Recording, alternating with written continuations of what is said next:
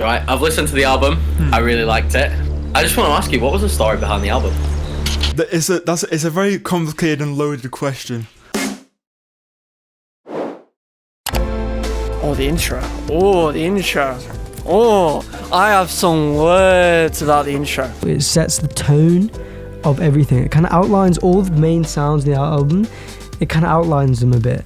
I think it sounds fucking beautiful, and it gets you like immersed into Justin Hughes. It gets you immersed into his music. It is the foundation of moral support. Top 3 song for me. The first time he brought it up to me was when he asked me to just record a vocal take of me saying, "Can you hear me?" I think I recorded like three different ways or something like that, and I just sent it over to him. Didn't really think much of it. And then like a few weeks to a month later, he sent me this just building up, just like amazing, the beautiful structure of a song that is "Can You Hear Me?" If you can spot my voice out in there, that'd be pretty funny, but yeah. You're like a GTA heist character, see? Or parachute on us, I don't know. Recognize the Cycle, however, this seems to be the fan favourite. I think everyone loves Recognize the Cycle, and I see why. I feel like this song is a masterpiece, like all by itself, because it embodies like kind of all of the emotions that you're gonna go through with the album. It actually was a solo song for a very long time. I can't exactly remember when he made it, but I do remember hearing Recognize the Cycle for the first time, immediately going, that one. I remember Justin sent me Recognize the Cycle, and he sent me as like oh man, I'm on the fence about this song. I don't know if I should release it. I don't know. It's like, and I heard it. I was like, are you fucking kidding me? This is the best song that you've ever made. And it wasn't even this version of Recognize the Cycle. It was an early, it didn't even have any of the vocal stutters or not even an Aaron feature. There was no Aaron feature. It was just him. And I was just like, dude, this song, it makes me feel emotions. I think me and Justin co-produced this song. Justin literally just sent me it and he was like, play around. And the first thing I did was this. That was the first thing I did. I just thought it would sound hard, and it did. So, I did it. That's kind of the whole album. That's what I did for the whole album, basically. And then he came to me a couple weeks later with the version with Aaron, but it was still an early version. It was whenever he first started doing some of the glitchier production and added some of the beat changes, but it was not fleshed out at all. And I was like, being blatantly honest, my thought was, you just ruined this song. And he was like, no, just trust me. Let me cook. Hear me out. But yeah, Recognize the Cycle was kind of one of the worst songs on the album. It was kind of the lower thing. It was probably on the chopping block for a while of it's not really as good as the other ones. But then we kind of just picked up. And then he came back to me a couple days later with I don't know if it was it was not mastered, but it was very close to the version that's live right now. And I immediately took back everything I said. I was like, oh, it's his best song again. My verse, honestly, for Recognize the Cycle was done quite late, but I kind of got on the song 2 months before we finished the album or something. Once he got Aaron on it, it just really completed the song. Aaron's verse really just complements Justin's hook. I think the chorus is a big thing. When Justin goes, Recognize the Cycle. That's cool. I love that. I love that part. He really did something amazing with that song, and wow, just wow, honestly. The part where it's just the vocals and the bass, the fucking ooh, oh, it's so good. Really opening up the album strong. Wow, it's just really good. I think that each song in this album is like a different layer to like revealing who Justin is as a person. I'm also like excited whenever he comes out with a new song, and I know that in some way it's going to move me, and that's what keeps me like listening to his music over and over again, because I think that we all want to feel moved with music. It's like part of the reason why we listen to it. So I like Recognize the Cycle, because Recognize the Cycle, finally, it's fine. Recognize the cycle. Recognize the Cycle.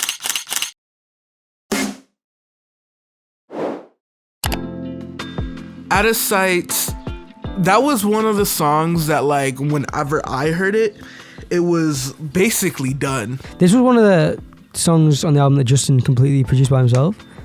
Out of Sight is still my favorite song on the album. It blew me away in the sense that the sort of production was very similar to like very high quality projects that I've heard. I thought that overall the song came together to be a really unique and interesting experience. And that stayed for the entire album. The vocal manipulations were great. What I found the most interesting was the video. The music video really set up the story for Moral Support. I watched the video at a very early point, and I remember there was kind of like this running joke in the server. It's like, oh, this is Justin in the mask, and everybody kind of like hopped on to me, like, because I legitimately did. I thought it was Justin in the mask, but it wasn't. I can't remember who plays the character, but I love him. He does the character so well. A lot of people, I think, still think it's me in the Moral Support videos. So I'm saying it's not me. So now this is the first time people actually like meet the person. Here I am, guys. Mr. Moral Support. Mr. Moral Support himself. I remember when you got me to be in a music video for Outside. We were just having devs like in your garden, and then you're like, hey, put this mask on, get some wires around your neck, and let's go. I'm not gonna lie, the pedestrians walking by, it was fucking awkward as shit, but we got the job done. I love being a part of that, and I love being a part of Keep Your Head Up as well. Being a part of music videos means a lot to me, and I'm glad you got me involved because it means a lot. I had some part in that song. If you weren't aware, I was the monologue for that song. He gave me a rough idea of what I should talk about, and then otherwise just said, let it go, you know, and gave me full creative freedom on what I could say. And basically I just clicked record, just started talking, you know. I just want to, you know, pack my bags, get the fuck out of here, you know. That's kind of the whole idea. In songs, he has like just people talking about stuff in their lives, and it sort of like fits into the like Moral Support story. Another thing about the monologues on this album is that it's really just setting up for another theme in Moral Support. I think that's really cool, how he's managed to get other people's lives and somehow make it sort of about his. It's one of those random occurrences of when you have just that drastic thought of, fuck it, I want to get out of here, man. You know, I want to pack my bags, move to fucking Austria. It's the idea of making a drastic change in your life. Just abandoning everything, leaving everything behind, and just starting new. I remember I heard that. I felt a sense of pride because I can tell how much he was prideful in the fact that he made that song. I remember like he did a whole breakdown for me in VC once I heard it because I was stunned when he hit that. I can't just call. Oh my god, bro! Like, whew. This isn't the same Justin who made Into the Woods anymore, you know. This is Justin, like is the new just news, right? Moral support, just news. Different beast. And I could just see like the fire in his eyes, as cringy as it is to say, about how much he appreciated, like, not appreciated, but how much he loved the fact that he made it, how much he was proud of himself, and I was happy for him about it.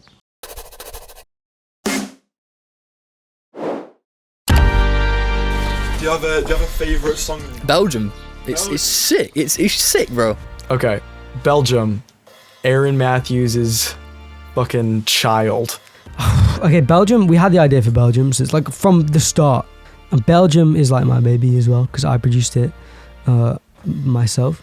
And like seeing it on streaming for the first time was so surreal. Actually, such a powerful song with such a beautiful build-up. I cried to it. Justin uses his soul to write.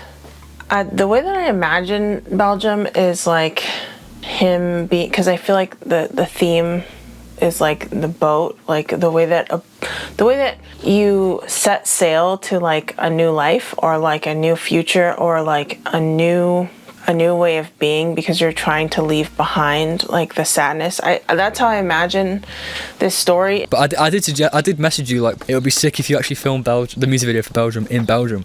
But I think I remember you turning around to me and go, "You think I can afford that, bro?" You know, teach our inside jokes, like he says in the song, which is that feeling, like that thought is so specific, and that's part of the reason why this song is so great. Those words are real, but they also mean so much more. Yeah, I will forever be counting up the casualties. I go.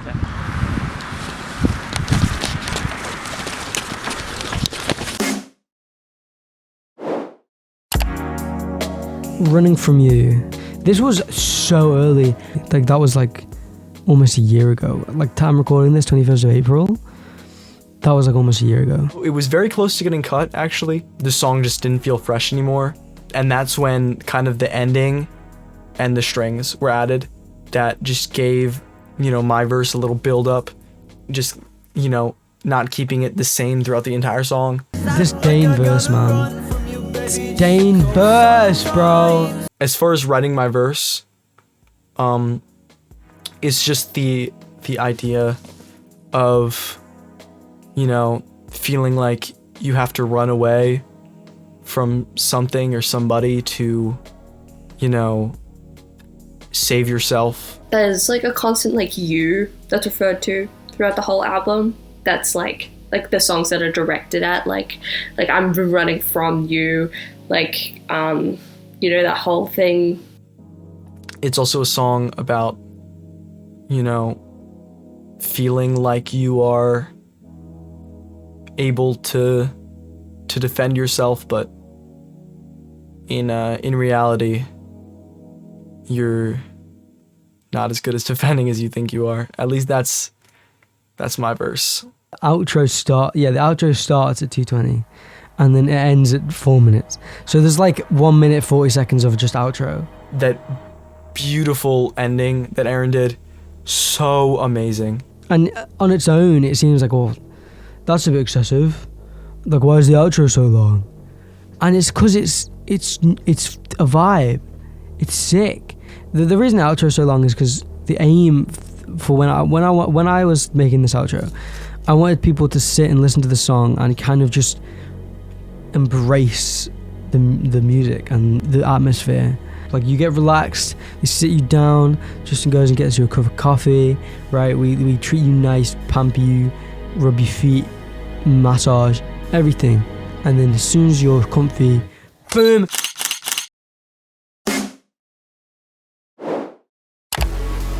I really didn't have much involvement in this song at all, but that doesn't mean the song isn't amazing as fuck. I remember Keep Your Head Up. That was a... Talk about the time I showed you first, because it was at your party, wasn't it?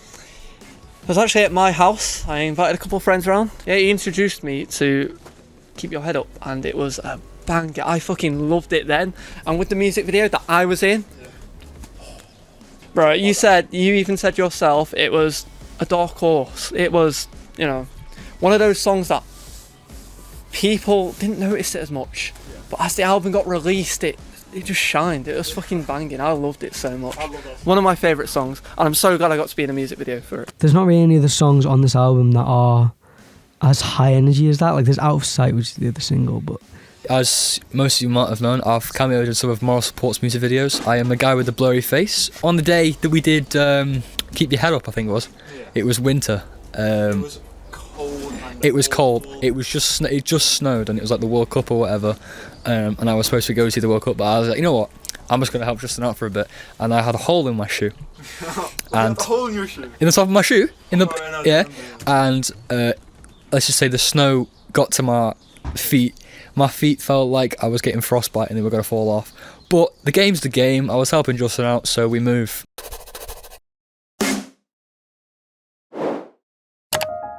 Expectations Interlude with Questbound. This might be a hot take, but this is like my favorite interlude ever. Expectations Interlude. Fuck, how did that happen? Oh, yeah, okay, so he said on Discord, I think it might have been the Juros chat or Discord, that he wanted like he wanted to just have people send voice memos for like an album, for like a project that he was working on. And I was like, yeah, I'll talk about some deep shit. It was like deep shit TM. I was literally just like, what was the last thing I was thinking about? And I was just talking about that. I guess it just so happened to correlate with the themes of the album. The monologue from Quest is so good. You gotta move forward, but you can't. Like, I know. It's like everyone tells you to move forward, but you can't. And it's not as easy as people say it is. this was originally a different song. Oh my god, waste my time. Hang on, I'm gonna play the first song we made for Moral Support, right? This is the first song we made when we started working on Moral Support. It was... Oh, it's a banger! Okay, this is what Expectations Interlude was originally, okay? Oh my god, the nostalgia.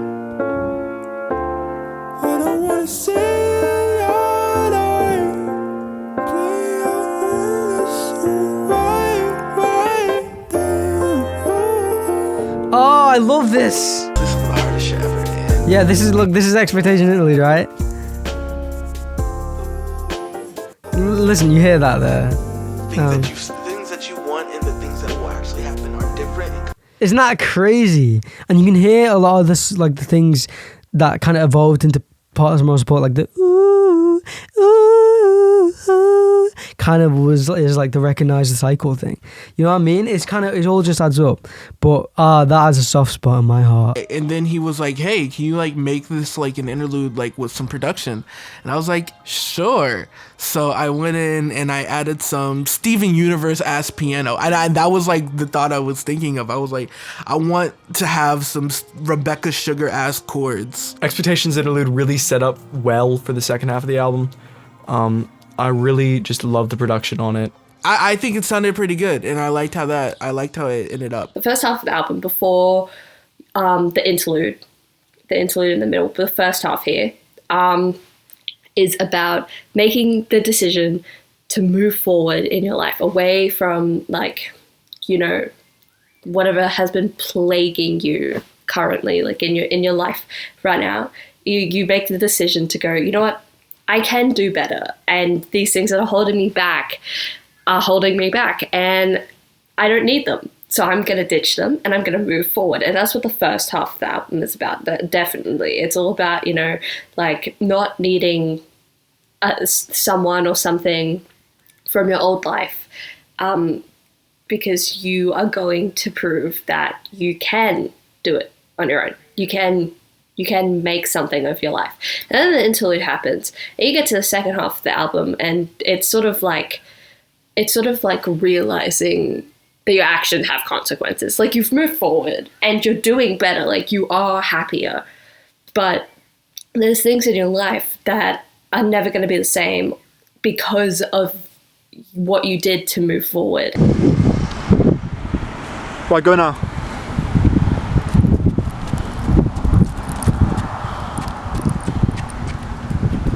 Nice.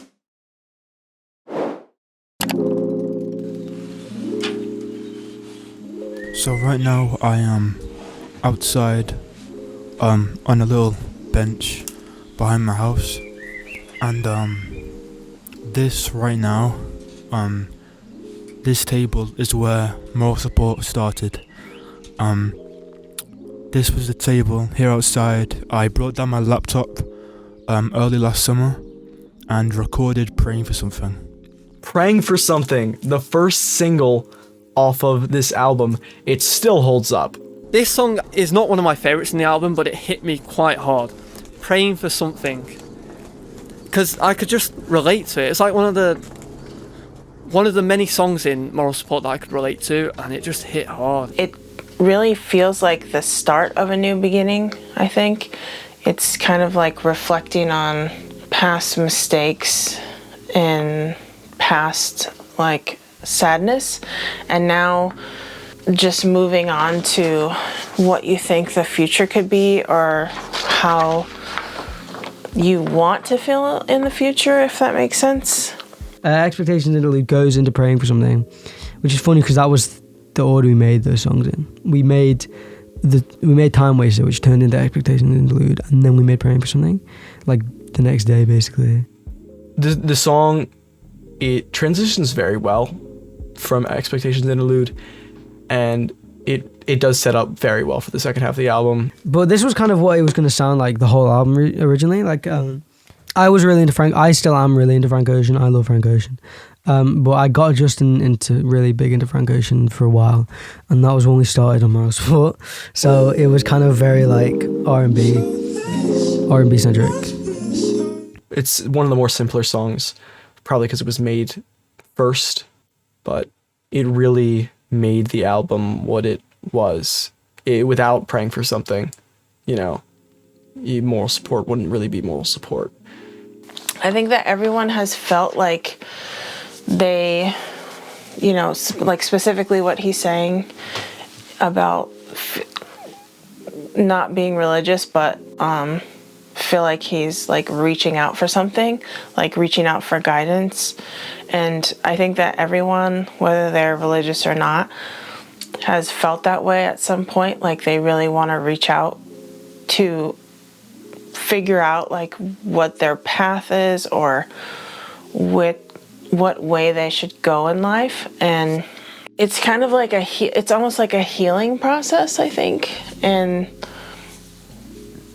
it's an important part of the story, because like the whole title of Moral Support is like somebody supporting you in general, like whether that's the people around you or you being you feeling supported, like mentally, and healing from whatever scars or bad feelings you had, like healing from all of that, healing from hurt, and realizing that it is going to be okay, and like things are going to change. Most sort of multi-song projects, you could have up to like 10 sessions or even more of recording and working on music until you make something that ends up on the final project. But with Moral Support, it was like the first 3 sessions, what we worked on, they all became something on the final project. The first session was Time Waster, which became Expectations Interlude. The third session became Running From You, and the second session between those is where we recorded Praying for Something, which was the first full song that sort of became a song on the final project. And I was right here at this table on my laptop with this microphone plugged in. At night it was a little bit darker than this, and we recorded Praying for Something.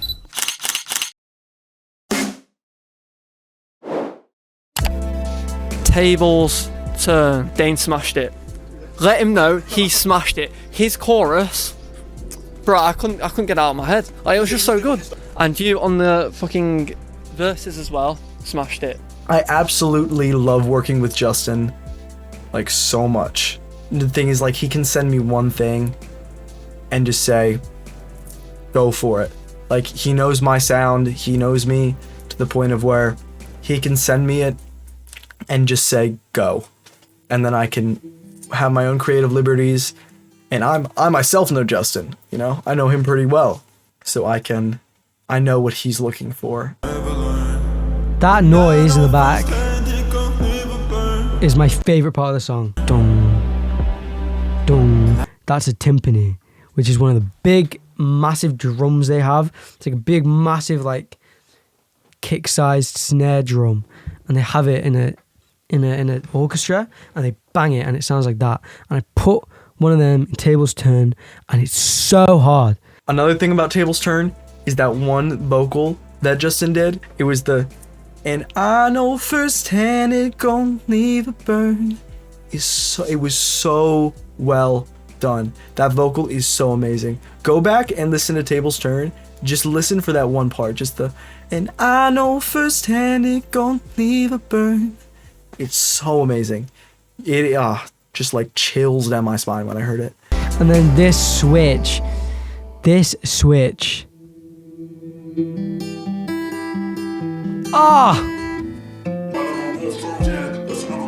I love it. This switch is like top 3 sections of the album for me. I love it. That song was so fun to work on. I really appreciate Justin for giving me that opportunity to do a hook. You know, I love doing hooks. I feel like I'm a hook guy. I do good verses, but like, I'm a hook guy at heart. This part especially. It's so good. It's so good. It's so good. I love it. I love what he did. That part is kind of reminiscent of a lot of the stuff he started doing after Moral Support, but that's for another day. That's not for right now. That's for another day. The next album is going to be crazy. So this documentary for a little bit is going to be a Minecraft Let's Play video, because it's always been a big thing making my projects, where sort of in the midst of them, I'll sort of get in a call with whoever I'm working with and just like play a game and just listen to stuff or talk about stuff. So that's what I'm doing now. I'm talking to you guys whilst we play Minecraft. I've been doing a thing with this album where I don't want to give away too much information as to what the songs mean to me. I kind of want to leave things up to interpretation a bit, but in my head there are, you know, some set in stone stuff.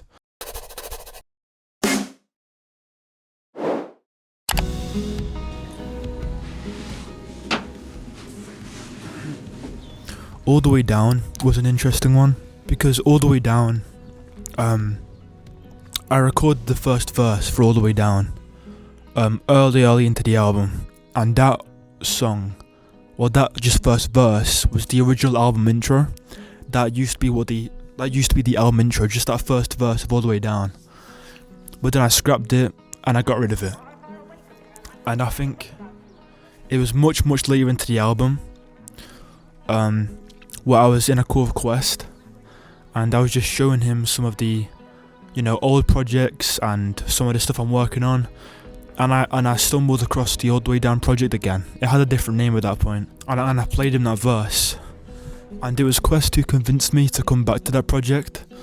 So then I was out one night drinking with my friends, and I came back home and opened that project, and it was that night I recorded the chorus and the first part of the next verse, like that little bridge. I recorded that all whilst I was quite drunk and in my feelings, and you can sort of tell in the delivery that I'm slurring my words a little. It's not super clean, but I think the emotion is so raw that I just loved it. I wanted to keep it like that. I didn't want to re-record it, and then I'd eventually come back to that again and record that second verse, and that turned into a song that is very special for me. I love how just big it sounds. I'm a complete sucker just for the big sound, like just things sounding grand, and just All the Way Down does that amazingly. I love it. I love the vocal performance. All the Way Down's definitely a highlight of the album for me. It was recorded over the course of several months, bit by bit, and it came together, and it's quite a meaningful song. Second hand up, then walk away.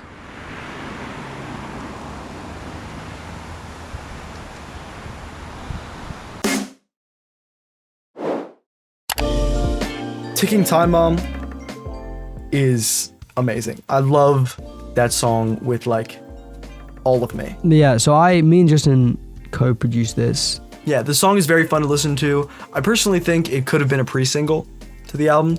It was very catchy and just really, it's really unique to Moral Support. It still has Moral Support sounds, but it's really unique. I could see this being something else, like a more poppy Justin, you know? He hit me up one day. He was like, yo, I have this song and I think you would sound good on it. We had talks about like doing a Justin Hughes Questbound collab for a while, and Close My Eyes had already came out, but like I was on the producer side of it, so we hadn't done like a whole feature yet.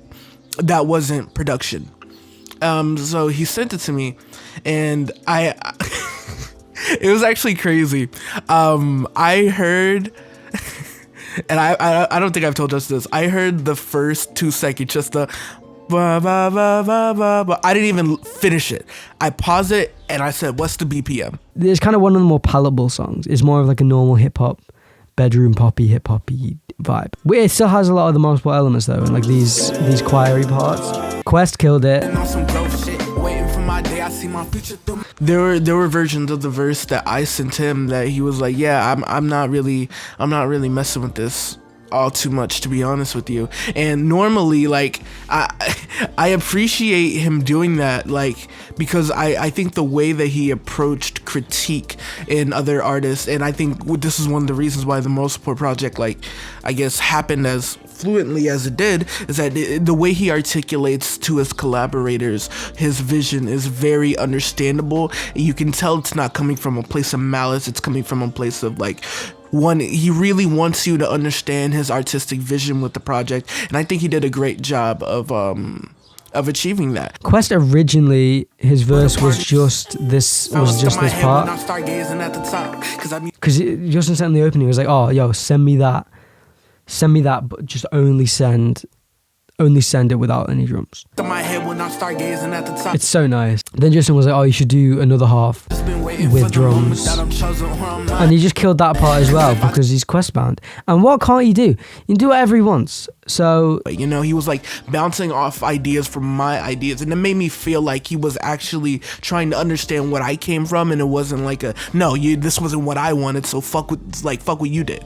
And that's something that like it kept my interest as the collaborator to continue on working, because I know a lot of people who you would send them something and like maybe you won't get a response, or like they don't like it in general. So just see how willing Justin was with having a mutual understanding is really nice. And eventually we finished it, and then it came out, and I guess that's the whole process of taking time specifically.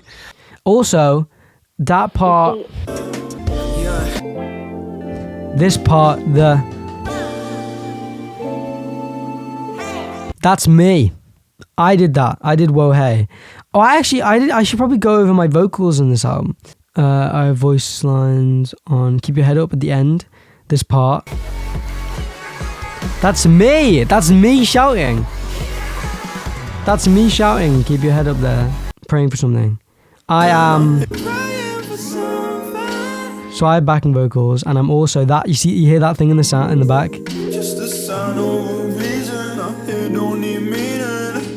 The other thing goes. That's me. I'm doing that. That's me. I'm a synth.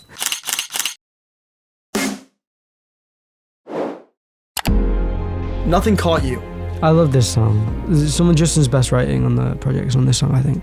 I liked this song from the beginning, but I needed like some more time to like sit with it, because I think that's in general how I feel about Justin's music. Like I can't just listen to it once and then judge it. I have to like really sit with the music and like hear it and like close my eyes and put on my headphones and just like really be in the music and be present. Nothing Caught You. I'm not sure if people have got much of an idea of what that's about, but Nothing Caught You kind of... Oh wow. What a find. Hello, mate. But yeah, Nothing Caught You, it's sort of like a bit of a shift in the album. A lot of the other things that have been set up throughout the album sort of fall into place. Like, I don't think you can really understand the intro and the monologues. They might connect thematically, the monologues, but the purpose of the monologues isn't really revealed until Nothing Caught You, at least in my eyes. So the more I listened to Nothing Caught You, I had like different interpretations of it, because the part where he talks about like that he was looking for a shelf, like to me that means the shelf is like just like keeping the it's almost like a shelf in your heart, almost like you're keeping those feelings with you, like you're holding on to them. The final monologue of Moral Support, which was the one done by Ben Eels. Ben Eels talked about like people's problems becoming your problems, I believe.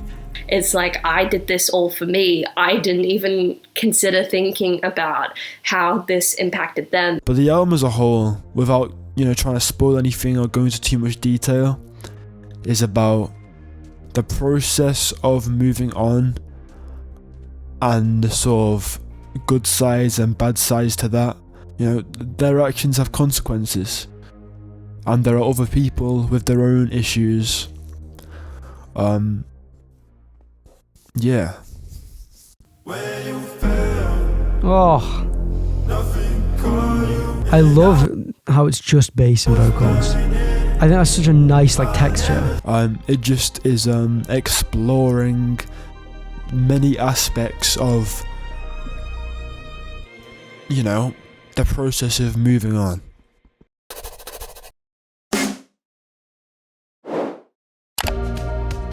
Okay, and then finally track 13, Moral Support. It's a very simple song, but it is a perfect outro. This was the perfect outro from Moral Support. It's so beautiful.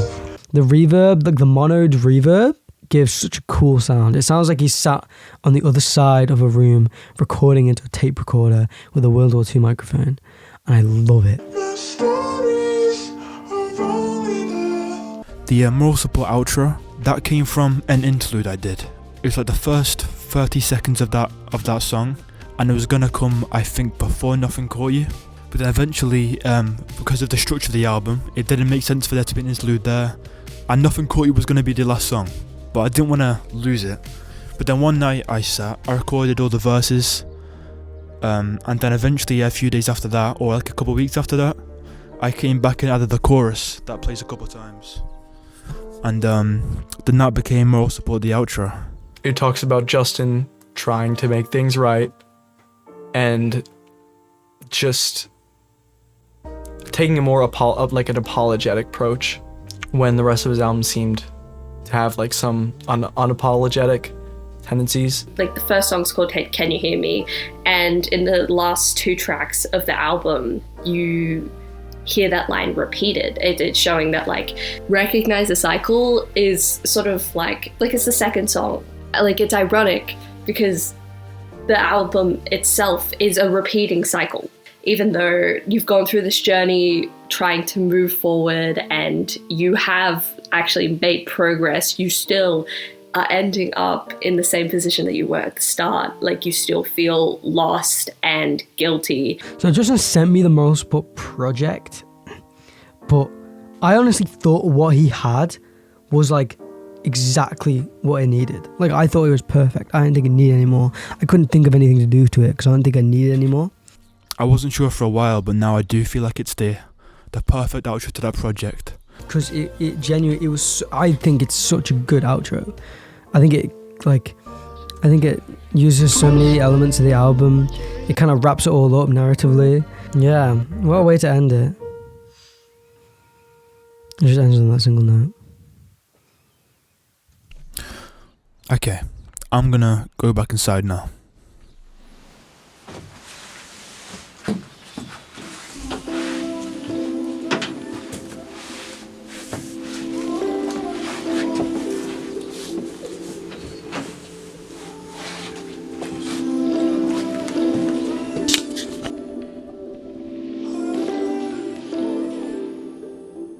whenever I guess my involvement with the Moral Support Project came about, I'm not gonna say it was like far into production, but there was already like songs that were in the backlog that like he already had a track list, and I was very surprised.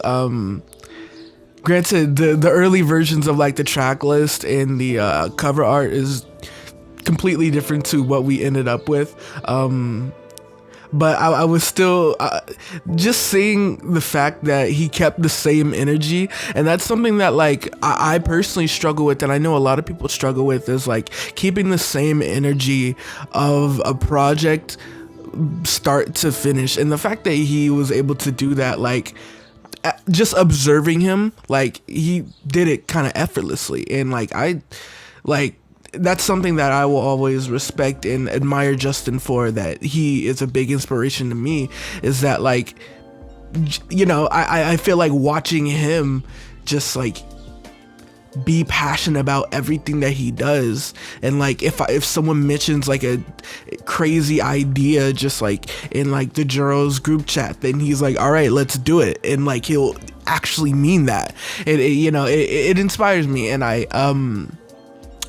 a lot of that comes with like watching how he approached and completed the Moral Support Project. Now granted, yes, like he had collaborators, you know, Aaron, you know, Dane, me, but like as a whole, he was kind of a renaissance man with this, and like in the best way possible. This album means a lot to me because it's really helping me get through a tough time in my life at the moment, where there's a lot of family drama, loads of toxic people in my university class, and songs like Keep Your Head Up, Can You Hear Me, Recognize the Cycle in Belgium just been like a soundtrack to me, basically.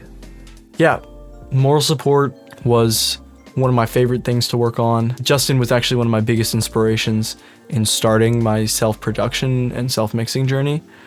I'm very happy to have met Justin, and that he's, you know, sort of provided me with new music to listen to. It's definitely a different style, and I'm happy he went in this direction and planned it all out and actually had like ideas and thoughts behind the direction he wanted to take. And yeah, I can't wait to hear new music in the future. Thanks, Justin.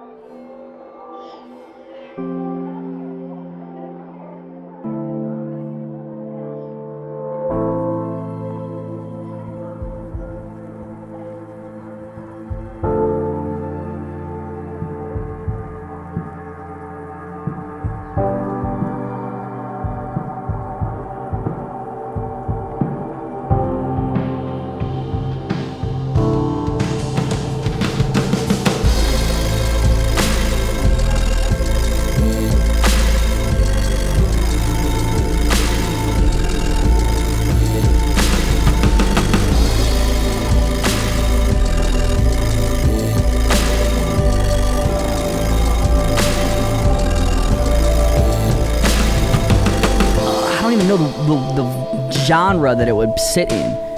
You're like, oh, this song is amazing. You like hear it on your Spotify or something. You're like, this is incredible. And then you find out that the dude just records everything in his bedroom and just like makes, you know, freaking bangers.